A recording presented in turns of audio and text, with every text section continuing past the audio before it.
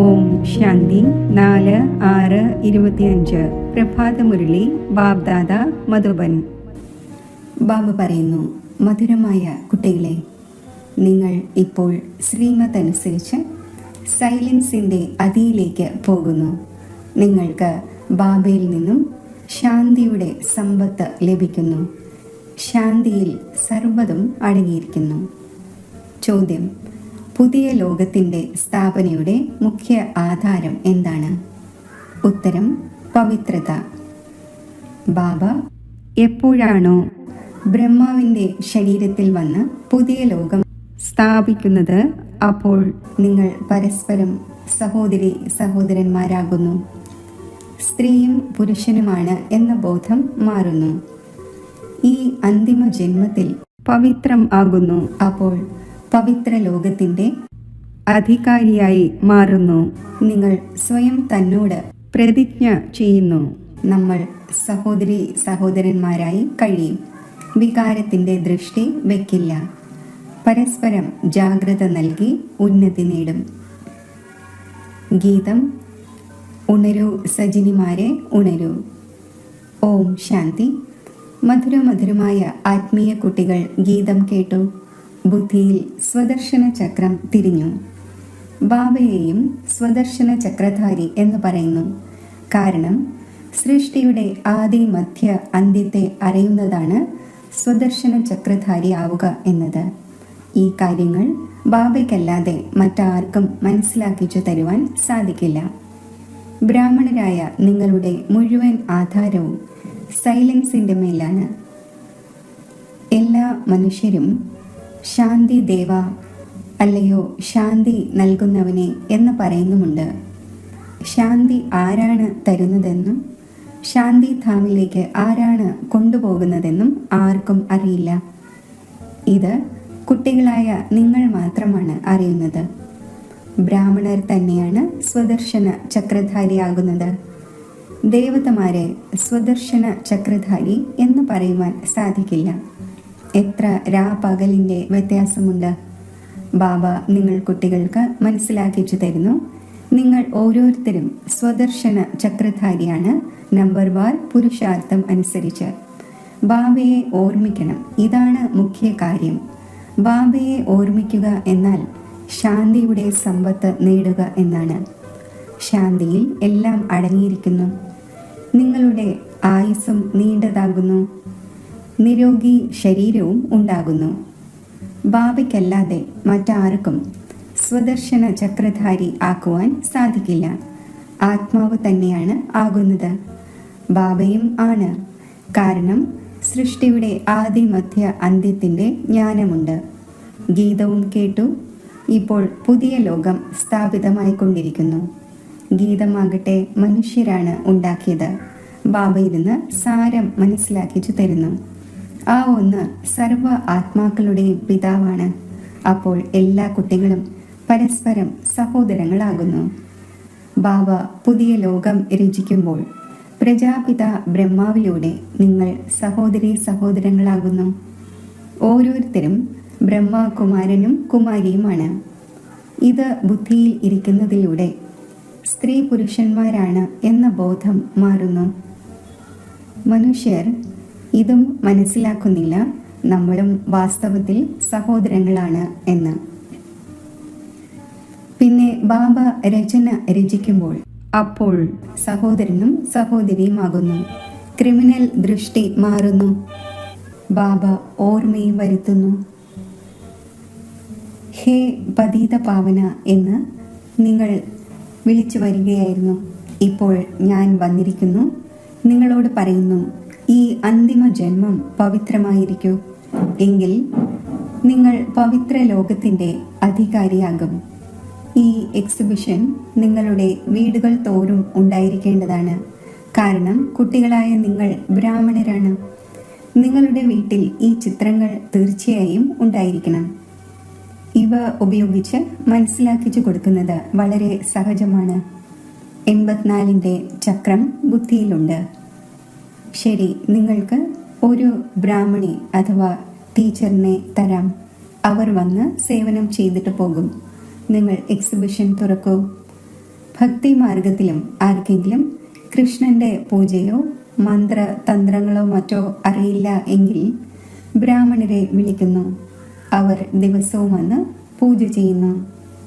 നിങ്ങൾക്കും ആവശ്യപ്പെടാം. ഇതാണെങ്കിൽ വളരെ സഹജമാണ്. ബാബ പ്രജാപിത ബ്രഹ്മാവിലൂടെ സൃഷ്ടി രചിച്ചിട്ടുണ്ടാകും. അപ്പോൾ തീർച്ചയായും ബ്രഹ്മകുമാർ കുമാരിമാർ സഹോദരി സഹോദരന്മാർ ആയിട്ടുണ്ടാകും. പ്രതിജ്ഞ ചെയ്യുന്നു, നമ്മൾ രണ്ടുപേരും സഹോദരിയും സഹോദരനുമായി കഴിയും. വികാരത്തിന്റെ ദൃഷ്ടി വയ്ക്കുകയില്ല.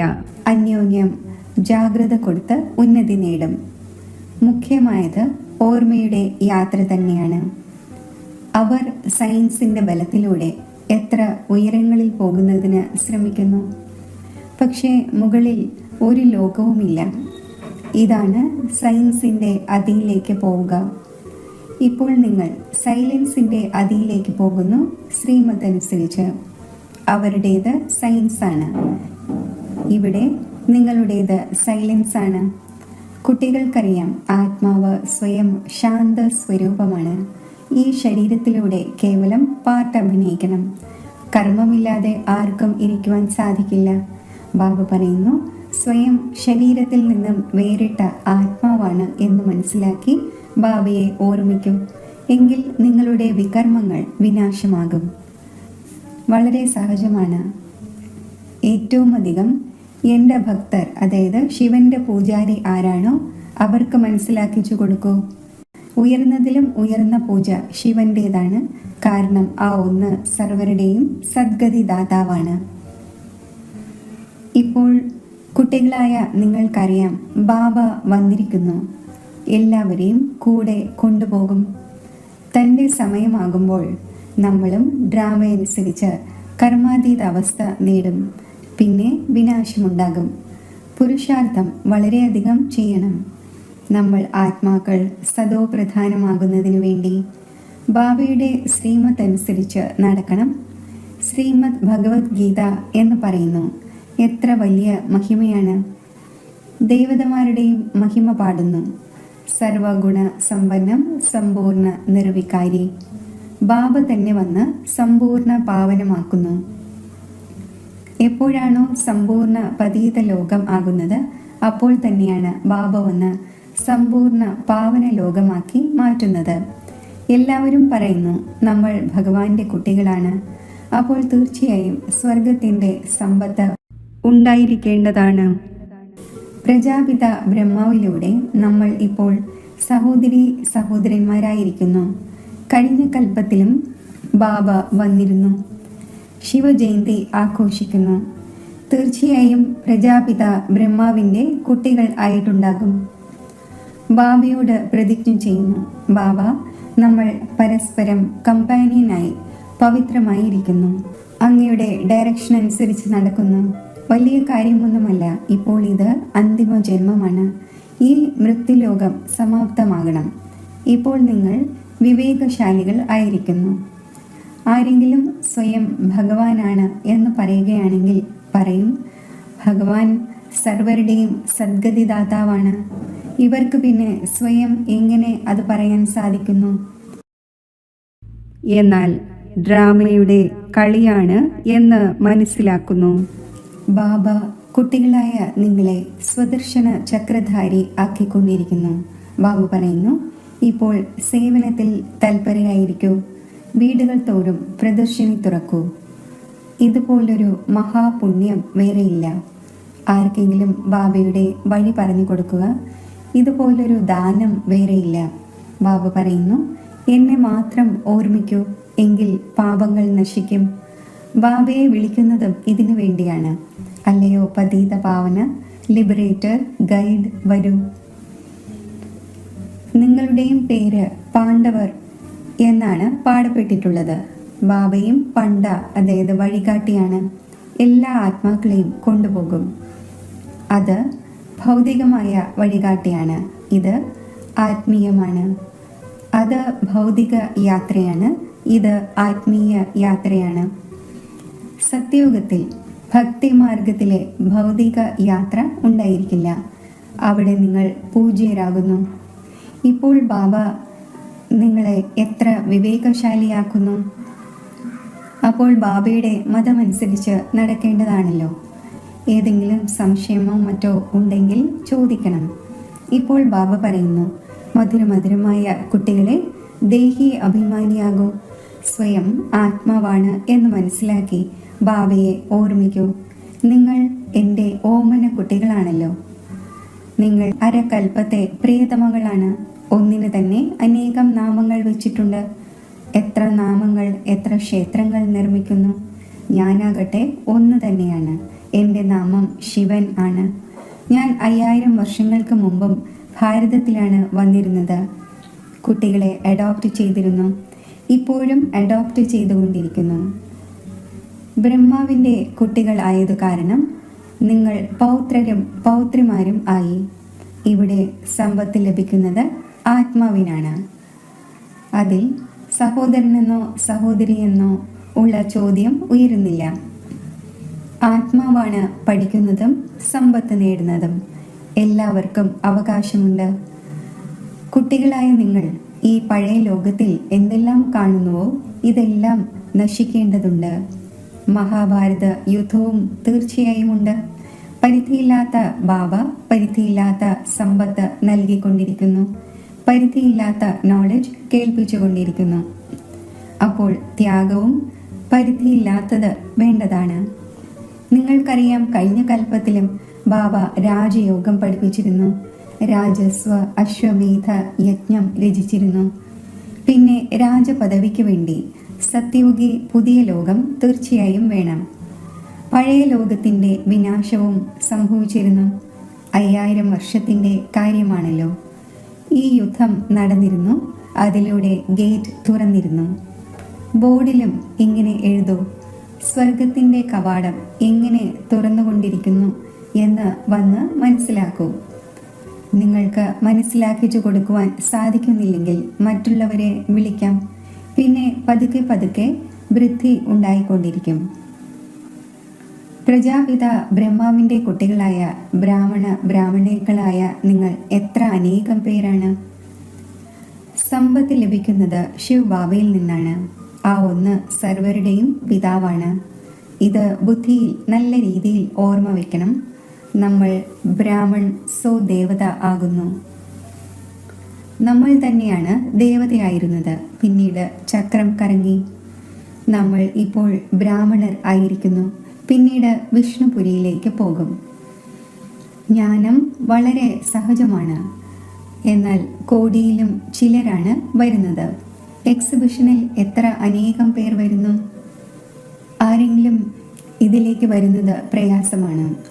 ചിലർ വളരെ നല്ലതാണ്, നമ്മൾ വരും എന്ന് മഹിമ മാത്രം ചെയ്യും. വിരളം പേരാണ് 7 ദിവസത്തെ കോഴ്സ് കേൾക്കുന്നത്. 7 ദിവസം പോലും വലിയ കാര്യമാണ്. ഗീതയുടെ പാഠവും 7 ദിവസമാണ് വയ്ക്കുന്നത്. 7 ദിവസം നിങ്ങൾക്കും ഭട്ടിയിലിരിക്കണം. സ്വയം ആത്മാവാണ് എന്ന് മനസ്സിലാക്കി ബാബയെ ഓർമ്മിക്കുന്നതിലൂടെ മുഴുവൻ മാലിന്യവും മാറിപ്പോകും. പകുതി കൽപ്പത്തെ മോശമായ രോഗം ദേഹാഭിമാനത്തിൻ്റെതാണ്. അത് നീക്കം ചെയ്യണം. ദേഹി അഭിമാനിയാകണം. 7 ദിവസത്തെ കോഴ്സ് വലിയ കാര്യമല്ല. ആർക്കും സെക്കൻഡിൽ പോലും അമ്പ് ഏൽക്കാം. വൈകി വരുന്നവർക്ക് മുന്നിൽ പോകുവാൻ സാധിക്കും. പറയും, നമ്മൾ മത്സരിച്ച് ബാബയിൽ നിന്നും സമ്പത്ത് എടുക്കുക തന്നെ ചെയ്യും. ചിലരാണെങ്കിൽ പഴയവരെക്കാൾ തീവ്രമായി പോകും. കാരണം നല്ല നല്ല പോയിന്റ്സ്, അതായത് തയ്യാറായ സാധനമാണ് ലഭിക്കുന്നത്. എക്സിബിഷനിലും മറ്റും മനസ്സിലാക്കിച്ചു കൊടുക്കുന്നത് എത്ര സഹജമാണ്. സ്വയം മനസ്സിലാക്കിച്ചു കൊടുക്കാൻ സാധിക്കുന്നില്ല എങ്കിൽ സഹോദരിയെ വിളിക്കാം. ദിവസവും വന്ന് കഥ കേൾപ്പിച്ചിട്ട് പോകൂ. 5000 വർഷങ്ങൾക്ക് മുമ്പ് ഈ ലക്ഷ്മി നാരായണന്റെ രാജ്യമുണ്ടായിരുന്നു. അത് 1250 വർഷം തുടർന്നു. എത്ര ചെറിയ കഥയാണ്. ഹംസോ ദേവതയായിരുന്നു. പിന്നീട് ഹംസോ ക്ഷത്രിയനും വൈശ്യനും ശൂദ്രനുമായി. നമ്മൾ ആത്മാക്കൾ ബ്രാഹ്മണരായി. ഹംസോ എന്നതിൻ്റെ അർത്ഥം എത്ര യുക്തിയുക്തമായി മനസ്സിലാക്കിക്കുന്നു. വിരാട് രൂപവുമുണ്ട്. പക്ഷേ അതിൽ ബ്രാഹ്മണരെയും ശിവ് ബാബയെയും മാറ്റിക്കളഞ്ഞു. അർത്ഥം യാതൊന്നും മനസ്സിലാക്കുന്നില്ല. ഇപ്പോൾ കുട്ടികളായ നിങ്ങൾക്ക് പ്രയത്നിക്കേണ്ടതുണ്ട് ഓർമ്മയുടെ കാര്യത്തിൽ. മറ്റൊരു സംശയത്തിലും വരാൻ പാടില്ല. വികർമ്മ ജീത്തായി ഉയർന്ന പദവി നേടേണ്ടതുണ്ട്. അപ്പോൾ ഇതെന്തുകൊണ്ട് സംഭവിക്കുന്നു, ഇവർ എന്തുകൊണ്ടാണ് ഇങ്ങനെ ചെയ്യുന്നത് തുടങ്ങിയ ചിന്തനം സമാപ്തമാക്കണം.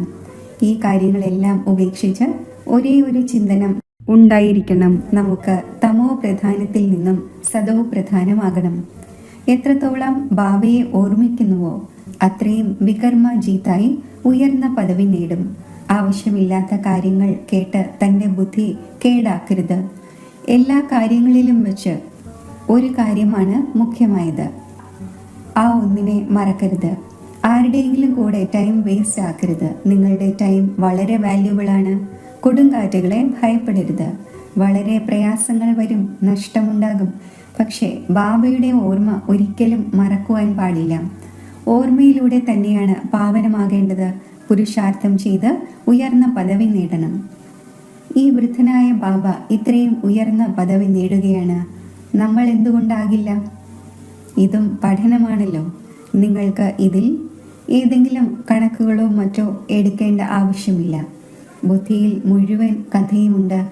എത്ര ചെറിയ കഥയാണ്! സെക്കൻഡിൻ്റെ കാര്യമാണ്. ജീവൻ മുക്തി സെക്കൻഡിലാണ് ലഭിക്കുന്നത്. മുഖ്യമായ കാര്യമാണ് ബാബയെ ഓർമ്മിക്കൂ. ബാബ നിങ്ങളെ വിശ്വത്തിൻ്റെ അധികാരിയാക്കി മാറ്റുന്നു. ആ ഒന്നിനെ നിങ്ങൾ മറന്നു പോകുന്നു. എല്ലാവരും രാജാവാകില്ല എന്ന് പറയുന്നു. നിങ്ങൾ എല്ലാവരുടെയും ചിന്തനം എന്തിനു ചെയ്യുന്നു? എല്ലാവരും സ്കോളർഷിപ്പ് നേടില്ല എന്ന ചിന്ത സ്കൂളിൽ വെക്കാറുണ്ടോ? പഠിക്കാൻ തുടങ്ങുകയല്ലേ ചെയ്യുന്നത്. ഓരോരുത്തരുടെയും പുരുഷാർത്ഥത്തിലൂടെ മനസ്സിലാക്കുന്നു ഇവർ എന്ത് പദവിയാണ് നേടാൻ പോകുന്നതെന്ന്. ശരി, മധുരമധുരമായ സിഖിലതെ കുട്ടികൾക്ക് മാതാവും പിതാവുമായ ബാബ്ദാദയുടെ സ്നേഹസ്മരണകൾ. Good morning. ആത്മീയ പിതാവിൻ്റെ ആത്മീയ കുട്ടികൾക്ക് നമസ്തേ. ധാരണയ്ക്കുള്ള മുഖ്യസാരം. ഈ സമയം വളരെ വാല്യുബിളാണ്. ഇതിനെ ആവശ്യമില്ലാത്ത കാര്യങ്ങളിൽ പാഴാക്കരുത്. എത്ര തന്നെ കൊടുങ്കാറ്റ് വന്നാലും നഷ്ടമുണ്ടായാലും ബാബയുടെ ഓർമ്മയിലിരിക്കണം. തമോ പ്രധാനത്തിൽ നിന്നും സദോ പ്രധാനം ആകുന്നതിൻ്റെ മാത്രം ചിന്തനം നടത്തണം. മറ്റൊരു ചിന്തനവും നടത്തരുത്. ഹം സോ സോഹം എന്നതിൻ്റെ ചെറിയ കഥ വളരെ യുക്തിയോടെ മനസ്സിലാക്കുകയും മനസ്സിലാക്കിച്ചു കൊടുക്കുകയും വേണം. വരദാനം. മഗ്ന അവസ്ഥയുടെ അനുഭവത്തിലൂടെ മായയെ തൻ്റെ ഭക്തനാക്കി മാറ്റുന്ന മായാജീത്തായി ഭവിക്കട്ടെ. മഗ്ന അവസ്ഥ അനുഭവിക്കുന്നതിനായി തൻ്റെ അനേകം ടൈറ്റിൽ അഥവാ സ്വരൂപം, അനേകം ഗുണങ്ങളുടെ അലങ്കാരം, അനേകം പ്രകാരത്തിലുള്ള സന്തോഷത്തിൻ്റെയും ആത്മീയ ലഹരിയുടെയും രചയിതാവിൻ്റെയും രചനയുടെയും വിസ്താരത്തിൻ്റെ പോയിന്റ്സ്, പ്രാപ്തികളുടെ പോയിന്റ്സ് സ്മൃതിയിൽ വയ്ക്കൂ. എന്താണോ താങ്കൾക്ക് ഇഷ്ടമുള്ളത് അതിൻ്റെ മേൽ മനനം ചെയ്യൂ. അപ്പോൾ മഗ്ന അവസ്ഥ സഹജമായി അനുഭവപ്പെടും. പിന്നെ ഒരിക്കലും പരവശം ആവുകയില്ല. മായ സദാകാലത്തേക്ക് നമസ്കരിക്കും. മായ സംഗമയുഗത്തിലെ ആദ്യത്തെ ഭക്തനായി മാറും. എപ്പോഴാണോ താങ്കൾ മായാജീത്തും മാസ്റ്റർ ഭഗവാനും ആകുന്നത്, അപ്പോൾ മായ ഭക്തനാകും. സ്ലോഗൻ. താങ്കളുടെ ഉച്ചാരണവും ആചരണവും ബ്രഹ്മബാബയ്ക്ക് സമാനം ആകണം. അപ്പോൾ സത്യമായ ബ്രാഹ്മണൻ എന്ന് പറയും. അവ്യക്ത സൂചന.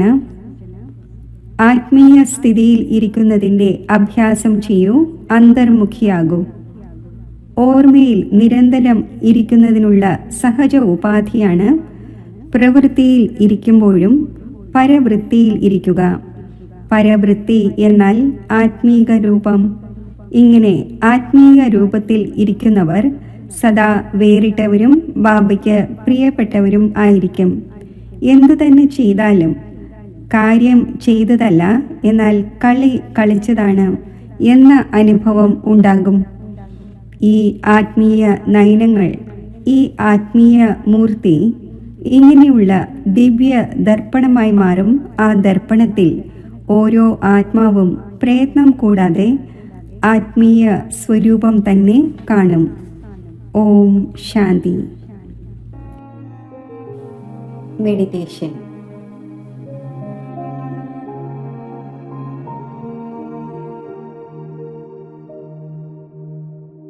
ആത്മസ്മൃതിയിൽ ശാന്തിയാകുന്ന സ്വധർമ്മത്തിൽ ഞാൻ സ്ഥിതി ചെയ്യുന്നു.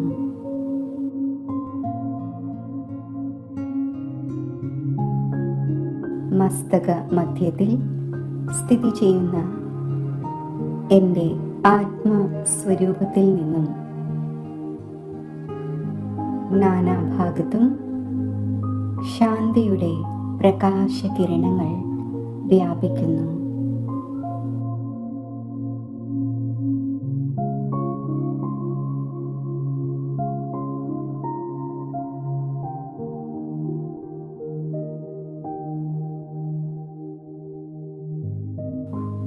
ശാന്തസ്വരൂപ ആത്മാവായ ഞാൻ ഒരു സെക്കൻഡിൽ ശാന്തിധാമം ആകുന്ന എൻ്റെ സ്വഗ്രഹത്തിലേക്ക് സഞ്ചരിക്കുന്നു.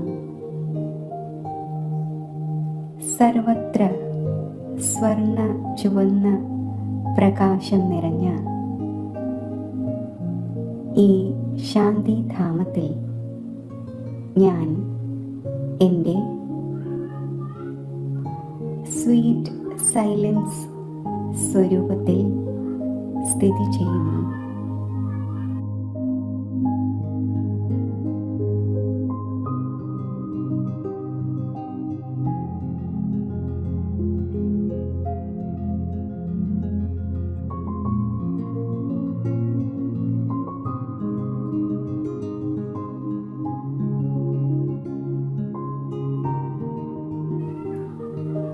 ഈ ശാന്തിധാമത്തിൽ ശാന്തിയുടെ സാഗരമായ ശിവബാബയുടെ സമീപം ഞാൻ സ്ഥിതി ചെയ്യുന്നു.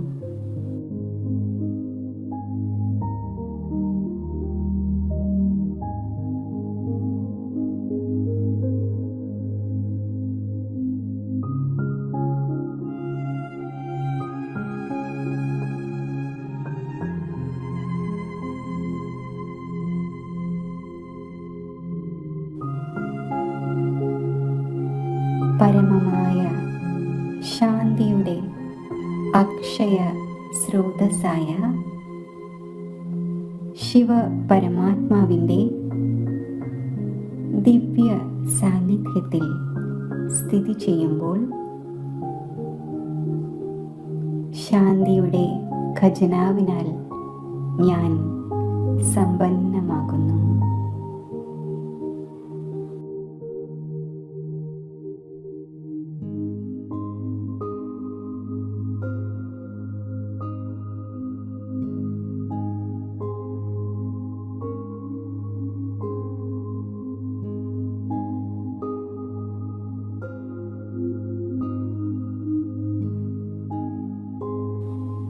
വിശ്വത്തിലെ അശാന്തരായ ആത്മാക്കൾക്ക് വേണ്ടി ശാന്തിദാതാവിൻ്റെ സ്വരൂപം ഞാൻ ധാരണ ചെയ്യുന്നു.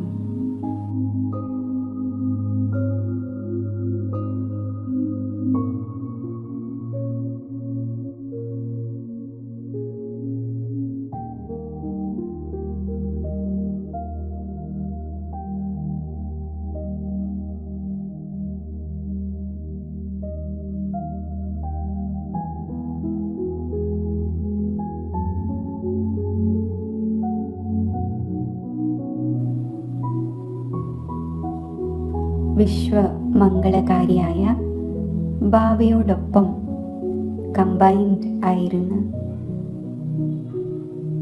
പരമാത്മാ ശാന്തിയുടെ ദിവ്യ കിരണങ്ങൾ മുഴുവൻ വിശ്വത്തിലേക്കും വ്യാപിപ്പിക്കുന്നു.